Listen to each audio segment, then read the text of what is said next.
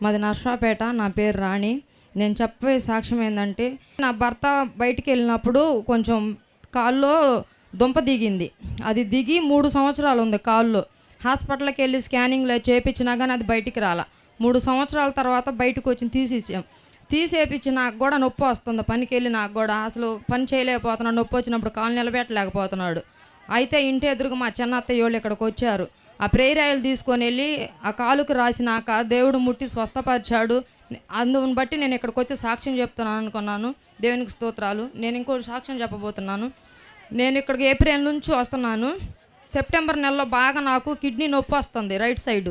ఆ కిడ్నీ నొప్పి వస్తుంటే నేను అసలు హాస్పిటల్లో నర్సుకి వెళ్తాను అనమాట. ఆ నొప్పి నుంచి నేను ఉద్యోగం కూడా మానేశాను. ఈ రైట్ సైడ్ కాలంతా నొప్పి వచ్చిద్ది. హాస్పిటల్కి వెళ్ళి చూపించుకుందాం అనుకుంటే ఏం చెప్తారో ఆపరేషన్ చేయాలని అంటారేమోనని భయం వేసి నేను అసలు వెళ్ళేదాన్ని కదా హాస్పిటల్కి.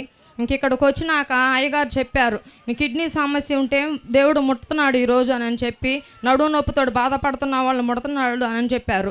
అందును బట్టి దేవుడు నన్ను ముట్టి స్వస్థపరిచారు. అలాగే ఇంటికి వెళ్ళినా కూడా టీవీ ఆన్ చేస్తే టీవీలో కూడా లోకాసు వార్తలో నడుము వంగిపోయిన స్త్రీ గురించి చెప్పారు.